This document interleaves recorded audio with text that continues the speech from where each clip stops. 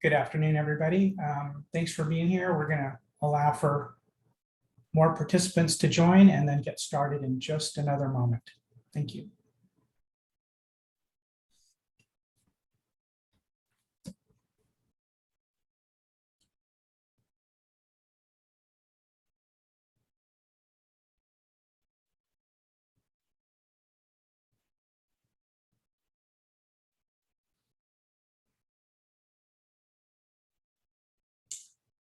Okay, with that, we'll just welcome everybody to our August 11th TEA-LEA webinar. Thank you all for being here. Our first topic today is on Ssts Clarifications, and Mr. Huxbier is going to present on that now. Hi all, I hope you all are doing well out there. I'm Huxbier, I'm the coordinator of the SSES program. Kelly Goodman is the director, and she and I are here today, or I'm here for her and for me to give an update on some questions we've gotten about SSES. So we're the program where families apply, and if eligible, they get a $1,500 grant to purchase educational goods and services. We've had a lot of questions starting this new school year from LEAs because of the LEA requirements from Senate Bill 1716. Namely, do LEAs have to inform families during an ARD meeting every year, year after year? This has essentially been the main question. So I wanted to give an update on that, or a clarification on that. And so essentially the answer, and I will read the direct quote and provide that to Leo for you all if you want it. But because SSES is a one-time only grant, currently the requirement for LEAs is one-time only as well. So if an LEA has already met that requirement and informed a family of the program, and during an ARD they've met those requirements, it is not required that they do that again the following year. If a student, however, has recently joined the special education population, has recently had an initial ARD, then the requirement is obviously still valid. They need school districts and LEAs need to notify them of the program, how they can apply, and if they have applied, if they determine that they have an account, meet those requirements as well. And we have those resources on our website. And we've also mentioned that it's not required, but we suggest maybe adding this conversation to the deliberations so that you can document this interaction, and therefore any further requirement is it's documented that it's done. That's essentially my message. Again, if you have any questions, please use the feature to let Leo know, and I'd be happy to answer any further questions. Thank you. Thank you very much, Mr. Spear. And the Q&A is open, and we will record those questions and then proceed with the plan afterwards. So thanks again. And so our next topic for today is SPP 14 statewide dashboard link. And I'm going to turn it over to Mr. Jerry Clicata. Good afternoon. Thank you for coming and joining us today. My name is Jerry Clicata, and I'm a Technical Assistance Project Manager over Transition. And SPPI 14 is where we're collecting data from the students who have been graduated from your campus or your LEA over a year ago. And so we're following up on those students to see what they are doing. Are they part of a job? Are they do they have a career? Are they in the military, or are they in college at this time, or some type of training? And so today we're going to have Daniel Hippner and Amy Rappaport, who are from Gibson, who are collecting that data, who you might have been contacted already, your LEA, and shared some of that information. This is our time where we're collecting the information from all of those students. And so we're emailing them, we're calling them, we're sending them postcards, we're trying to get them to participate in the survey. And that's where we're going to need your help. Right now, Amy and them are going to go over and show you some graphs and charts of responses we received so far and stuff. The big thing I want to get across to you is we want this chart to be blue, and it'll make more sense once you see the chart. because we really want more participants. We really want to get as many students to give us the information required so that we can do a better job and make sure that we're meeting their needs. So without further ado, I'm going to introduce Amy Rappaport and Daniel Hipner. Thank you, Jerry. That was the perfect introduction. And yes, we do want to see more blue, which we will show you in a minute what that means. So this isn't the first time we presented to you. I think hopefully you remember us from the last time we were here. Jerry summarized everything beautifully just now, but we are trying to get more responses to the surveys of students who exited the school system over a year ago. If you can go to the next slide, Dan. Okay, so this just reiterates everything that Jerry just said, that we're trying to follow up with students who are receiving special education services while in high school 1 year later. And it's challenging to do this, as I'm sure you can imagine. Next slide.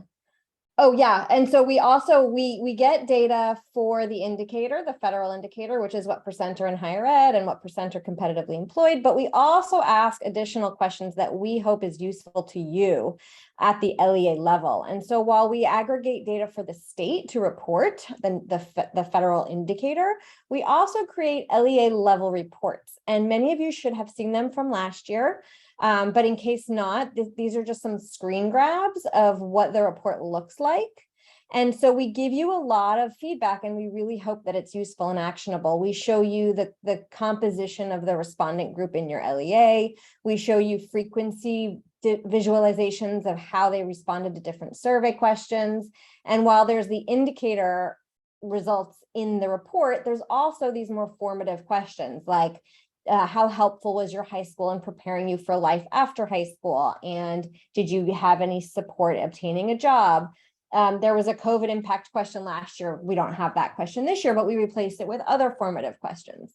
And so we're showing you this screen grabs because we want you to feel invested in helping us get these responses, because the more responses you get at the LEA level, the more helpful this feedback will be when you get it. You can see this example district that we have has over 300 students enrolled in a 2 or 4 year institution. And so we were able to give them feedback about those students and how they answered questions about seeking support in post-secondary. And so we are right now in the middle of the window of data collection, and it's slow. There are over 1,200 LEAs, as you all know, across the state, and many of them have not all that many exited students. We have poor contact information for those students, particularly for the students. We have district email addresses, which students typically don't take with them. There's not a lot of awareness out there about this survey. We have very low response rates to our emails, our text messages, our postcards. And we're asking at this time for LEAs to help reach out to these families and let them know, first of all, if they've seen one of these emails or text messages, that this is a valid survey effort, that we are a trusted company working on behalf of TEA, and that they can respond to those requests. One additional challenge I'm going to mention now that will come up later is that the respondent needs a unique PIN in order to fill out the survey. The reason for this has to do with TEA requirements for collecting data that we can identify the student record back from when they were in school and know which student responds to the survey. That tells us which LEA they're in and allows us to give you feedback at the LEA level. That's going to come up later when we give you some examples of how you can help support us at this time. So right now, the survey window is open. We are accepting responses through the end of September, and we're hoping that now that school is going to be starting back up, there'll be more sort of levers for people to pull to reach these families. We understand how busy you are. We understand it's the beginning of the school year. I was telling everybody yesterday, my own child is registered in the wrong school. I'm trying to get him registered in the right school, and it's very challenging right now with all the work you have on your plates. But we do have until the end of September, and so we're really hoping that you'll be able to help us.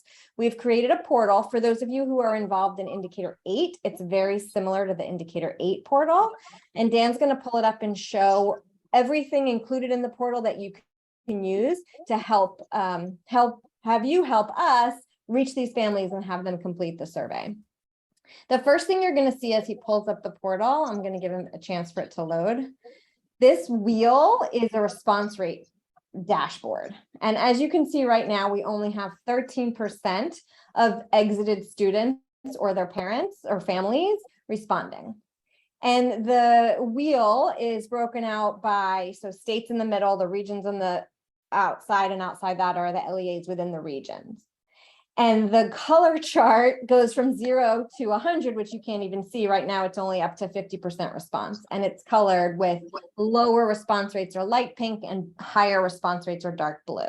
So this is what Jerry was saying, we want more blue. We're hoping that by equipping you with this dashboard, you can look on your own. We're going to give you the link to it shortly, that you can look at your region, you can look at your LEA, and you can sort of track along with us as we're trying to collect responses. One of the keys here is that you need 5 or more responses to get that LEA report. And so we really want to increase the number of LEAs that get a report, because we're really hopeful that the data that we're collecting is useful for you.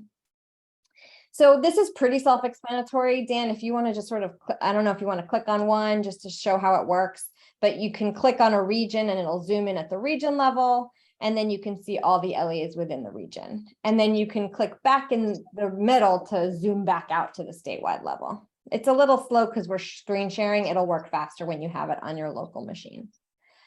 So this is a little bit of a visual representation of how we're doing, but there's also tools in here for you to help us get more responses. And to show you that, I'm going to hand it over to Dan. Yeah, so like Amy said, students will ultimately need a PIN code in order to complete the survey. And there's kind of 2 different approaches that districts can take to help us out.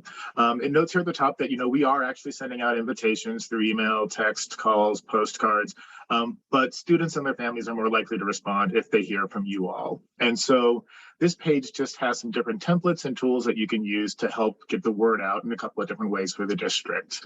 The first method is just to post a general announcement that says, if you left school or your student left school a year ago, go check out this survey and complete it.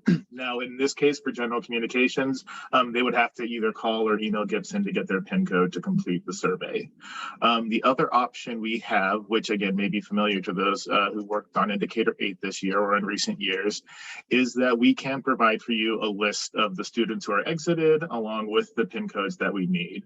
We'll have contact information in that list as well. However, as Amy mentioned, the contact information we get through this process is not always the best, and you may have better contact information somewhere else in your district records.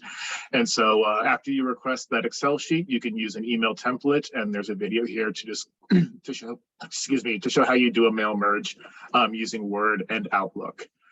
There are also some additional resources here, a generalized flyer, and we can also do personalized flyers if some kind of physical copy getting to students would be feasible for your district, in addition to some other resources. Anything I should be covering, Amy? We have an introduction page, a sample report, and a couple other pieces of information, but I think mostly folks can explore that on their own. Yeah, and I think Dan's not clicking on any of these links right now because we're in shared screen mode and it brings up new windows and it starts to slow it down, but we're going to give you the link in the chat for this dashboard or this whole portal, and you can click on any of these links. They're all safe. They're not going to it's not going to download anything onto your machine. You can, you'll be able to get these sort of templates for emails, which you don't have to use word for word, but we just hope that it's easier to edit than it is to start from scratch. So you can take the language that we suggest and just edit it and send it out to your families. And as Dan mentioned, that second chunk of information, the mail merge version, that's just basically helping to send, student A gets PIN code A, student B gets PIN code B, and then you can send the emails out and it'll automatically attach the correct PIN for the correct student. But feel free to just do the generic announcement. And number 1, those families can call us, or number 2, they may have our invitation in their email inbox or in their phone, and they just haven't clicked on it. If they do click on the email address, the email from us or the text message from us, it'll automatically know who they are, and they won't need the PIN. So they'll be able to do it quickly if they click on the link that's directly from us. Well, I mean, they will need the PIN on the text version, but it'll be included in that message. Correct. So that was a lot of information. Dan, do you want to drop the link to the portal in the chat? Can we open that up? Yes, you are clear to do that right now, Daniel. And just a reminder to everyone that you may use the Q&A, and we will review that at some point and address as possible. Okay, it should be in there now. Perfect. So just to reiterate, we have the open survey window is from now until the end of September.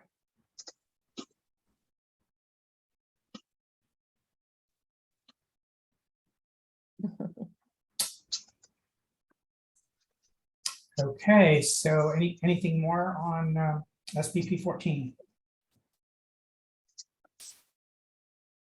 I think that's it. Okay, all right, real good. Well, then with that, thank you, Amy and Daniel and Jerry. And we're going to move on to our next topic, which is the TAA required postings. There'll be a new TAA out later this afternoon, and I'm going to hand it back to Jerry to start a discussion on required postings. Great, thank you, Leo. Yes, on our TAA webpage, and I'm going to share my screen and show you that.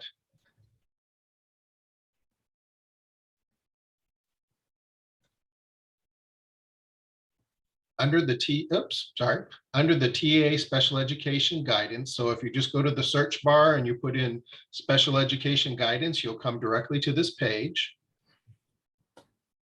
You'll scroll down, and under TAA special education resources, you will see this required postings to LEA websites.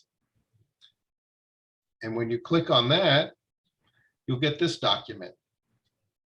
It was updated in July, and it lists everything that needs to be posted on your special education or LEA website.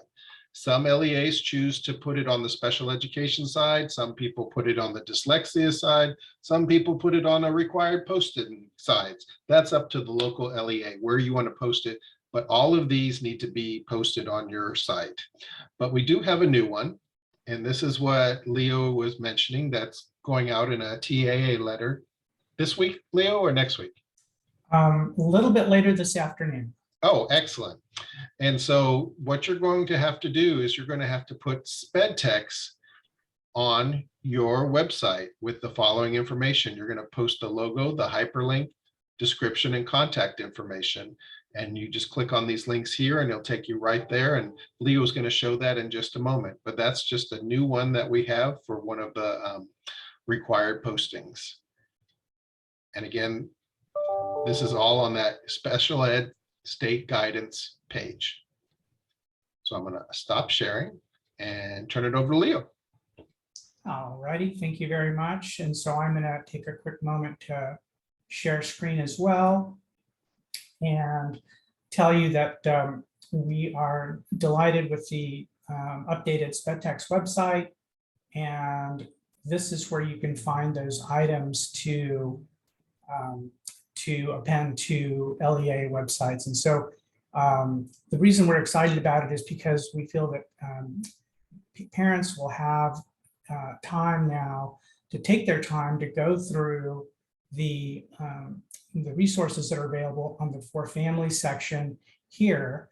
And this will this should cut back in some fashion and maybe parents feeling rushed or not fully understanding in a quick meeting with a teacher or an ARD. And here now they have an opportunity to really get familiar with how special education works and what the law is about and what their rights are. For the educators page, which also has a great deal of resources, is where you'll find the required postings related to SpedText. And so we click on this, and then at the very bottom of the educator page, we find the click here to access required postings, information, and instructions. And so then when you click here, you'll find the most universal explanation that we could come up with for how to hyperlink the SpedText logo. And then you have the rest of the information here to cut and paste. And I know that most LEAs have different kinds of websites. It may require an IT professional to be of some assistance. However, this is fairly universal and should work in most cases. So that's where that can be located. And I'll hand it back to you, Jerry. And I just want to give you an update. Recently, OSEP has required TA to follow up on all 1,200 and odd LEAs to ensure that certain postings are documented on your website. So periodically, we will be looking at each district's website and charter schools to make sure that they have all these postings. So please make sure that you have those up so that we don't have to call your superintendent and ask him to post it, because then he'll call you and probably ask you to post it. So thank you very much for your help and support. We really appreciate it. And if you have any questions, definitely put it in the Q&A and we'll help you out with that. Thank you very much, Jerry. And next is Mr. Jerry Clicata. He is now going to talk about transition funding for on-the-job training, and that'll be the last topic for the day. Jerry? Okay, I think I'm on the Jerry webinar today. You are. Yes, definitely. Well, recently we've had some special education directors and other people ask what kind of funding is available for on-the-job funding for students with special needs. And so what we did is just created a guidance document that we'll be posting on our website. It's not up yet. It's still going through our accessibility review to make sure that it works appropriately for all individuals. But I am going to go ahead and share my screen and show you what it looks like. And it keeps doing weird things. There we go.